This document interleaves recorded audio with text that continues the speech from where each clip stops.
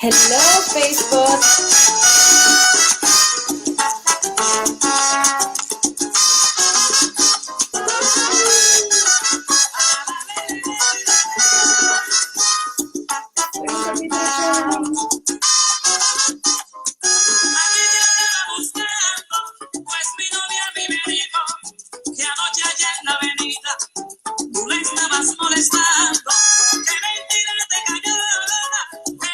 Join me.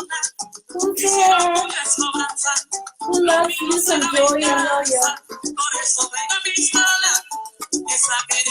Who loves some salsa? Say hello if you're out there.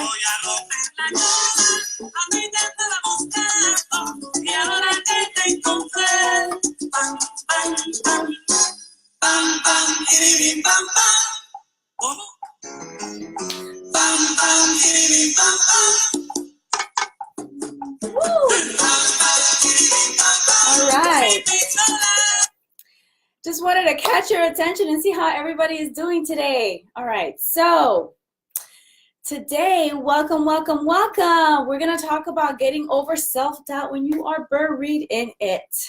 I hope that you're ready because we're going to get started in a minute. This is Diana Hidalgo from your Purpose-Driven Revolution.com, and good evening, everybody. We are officially live on Facebook, and I'll tell you why I was dancing a little bit of salsa a second ago, but let's get into what the topic of the day is. Today's topic is how to act like you're wearing an invisible crown, aka get over your self-doubt when you're buried in it.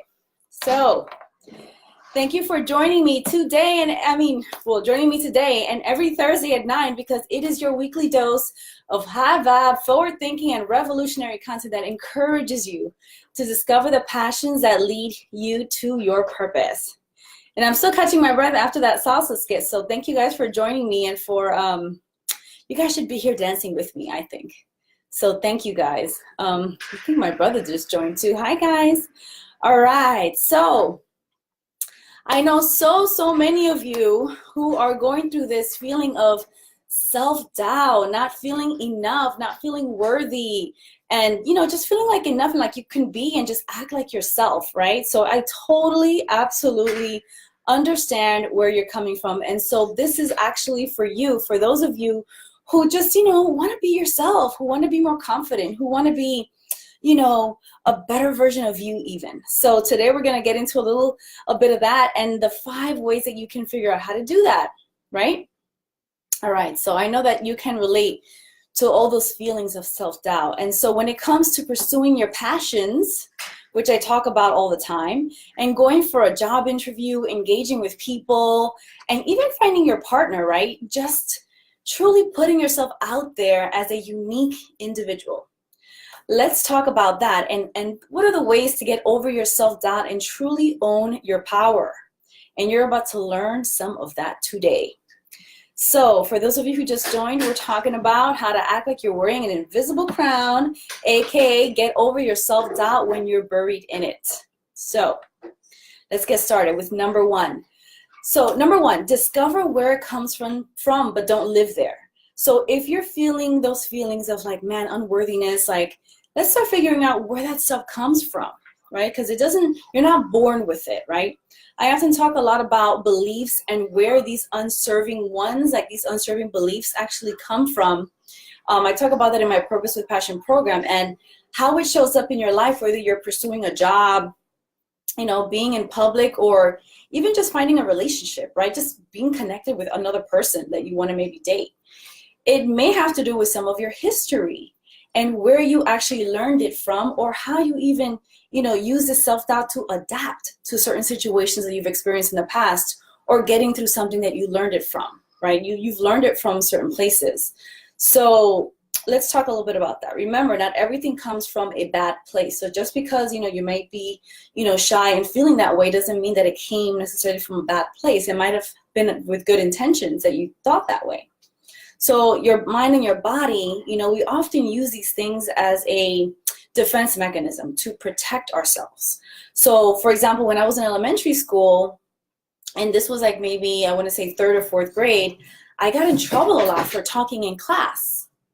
And I got in trouble a lot for talking in class. And in the beginning, like, it was fine. The teacher would call on me and it was fine. But then I don't know how many times later she called my mom and I got into really, really big trouble. And at that moment, I made a decision to not talk again. And so that decision actually affected many things. And for many years, I was very like introverted and not willing to talk and not willing to sort of be myself and put myself out there, even connecting with other children that were my age, because I was afraid. I was afraid that I was going to get in trouble and I was going to get caught for talking in class. So that completely shut me down. So like I said, not everything comes from a bad place. Like, I wasn't doing something bad, but I was going to be punished if I continued to do what I was doing, which I thought was just being friendly and being myself, right? So, for example, you might have also been taught to act or, make certain decisions or mimic someone's pattern that you carried today, like from your parents or your relatives, your close friends or your mentors. Often we're repeating a cycle of self-doubt that comes from outside of you. And if you just adopted it as your own, well, now, you got to think about it, and now you have the opportunity to get over it. So think, has it come from situations that you've had to adapt to or you've experienced in the past? That's what you have to start thinking about. So look for those clues. And sometimes it's in your mind, holding you back because of, past situations, which in turn manifests in your own body, showing up, making you shy in how you stand and how you breathe and how you carry yourself, right? Your whole persona changes. And there's actually an article in the Psychology Today website and magazine. It's called "To Heal the Trauma, Work with the Body." So if you've had experiences where you've played small and are now, you're looking the part, first you have to heal and then thank the person you were for trying to protect you in that way, that person that you were back then, right? Because you don't remember now, maybe you do remember, but that person back then who made you the shy introverted person did it for a reason, right? So start to retrain your body. That's the idea now. We'll get into that a little bit later. But remember that no one is perfect. People go through things, but your history is an event, not a place you live in. So don't make it a permanent place of residence, okay? Don't live that person that you were all those years. All right, say hi, everybody, if you're here. All right, so the second one is learning your cycle. So have you noticed that there are actually times that you have moments of being open and vocal and you're further away from doubt? And then there are just times that you completely hibernate. And I know that, actually I'm wearing my red sweater because it keeps me nice and warm, and I'm kind of hibernating in my house. And so in the winter, we tend to be a little bit, more in the house, right? Like, we want to be warm, we want to be cozy, definitely don't want to be out in the cold. And right now in New York, it's like -degrees. So I definitely don't want to be out there. But, this can be something that happens to you weekly, monthly, or even seasonally, or whatever, a combination of all of them. And this goes for men and women. And that can also be affected by, for example, where you live, the seasons, like I just mentioned, as well as like circumstances or scenarios you're in that, maybe you feel overwhelmed or whatnot. So you shut down. So whatever it is, start tracking your way of life and when you get your energy versus when you need your downtime. Now, for women, this might be a little easier as often our moods follow our cycles. And it can also be related to your personality or your seasonal moods. It really all depends on you as a person, as an individual. And I'd love for you all to type below if you have had experiences in the comments. Type below what you feel and how you've changed, and how do you think that happens for you? Are you a seasonal person that sort of goes out in the summer and not in the winter? Is it, monthly, where you have some kind of monthly cycle that changes you and, maybe you're more introverted or more extroverted? I know for sure for me, it's a cycle. So the point is, discover your power days and introvert days. And in a few, I'll teach you how to record that into your system. That way you can make, better use of that outgoing personality when you need it, not just when you feel like it, right? So learn and own your assets is number 3. Now, these might be skills, talents, or even personality traits that you have, these assets that make you a unique person with a way that only you have to deliver your passion out in the world. And everyone has qualities that make them unique. And here are 3 ways that you can discover what those are right now. Now, I go a lot more in depth in my program, but I'll give you 3 of them. So 1, dive into your history in terms of what you've done and are amazing in that you've noticed over time. So for example, some skills and talents, maybe you're really funny, or maybe you're brainy and scientific, or maybe you're an artist, right? Or maybe you're good at salsa, like I was doing in the beginning of this program. And the second one is asking relatives, friends, and coworkers, what makes you stand out? What qualities they feel that you have that are best in their opinion, right? Like, because everybody has an opinion about you, but maybe they see qualities that you don't see. And that's the whole thing about asking people who are around you, because sometimes they are the best mirror to who you are. So then number 3 is notice what kind of skills you've used and which ones make you happy. This is such a big deal, because just because you're good at something doesn't really mean that it lights you up inside, right? If you're good at, for example, drawing, like my son is, and artistry, then do that. You don't have to do math problem sets, because maybe you're good at math and calculus.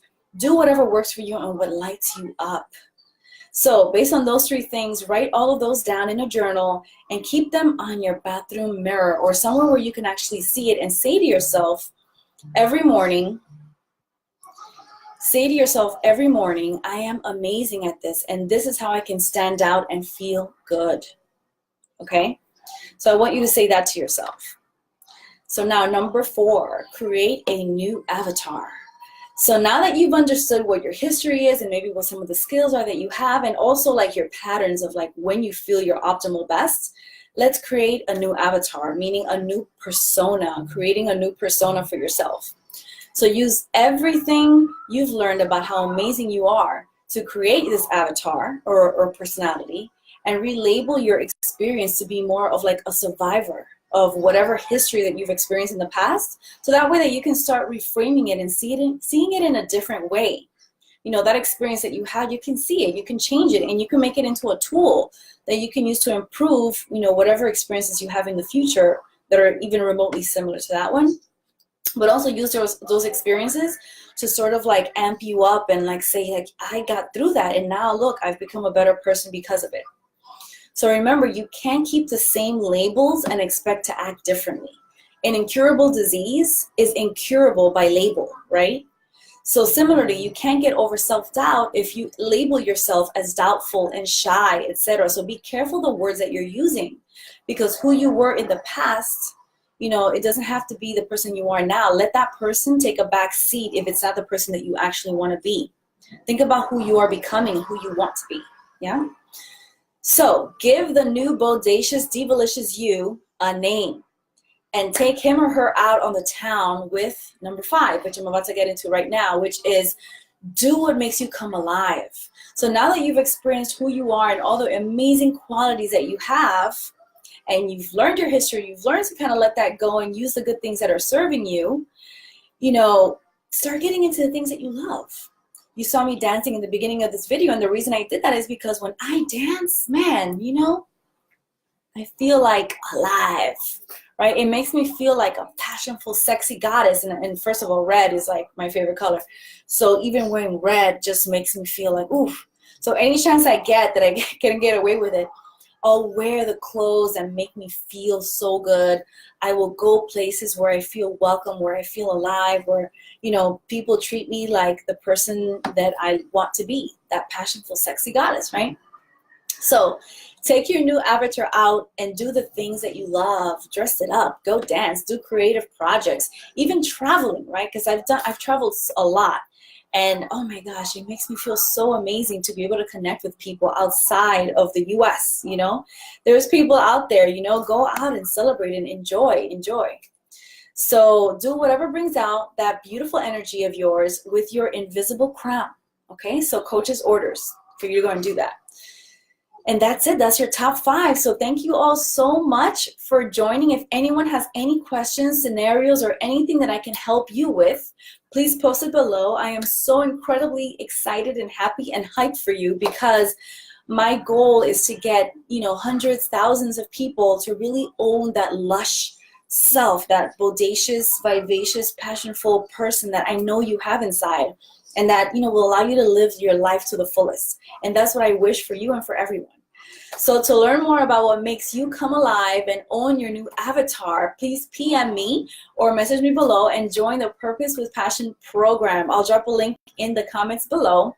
And thank you for joining me. As always, if you like it, please press like and share it if you know someone who needs to hear this too.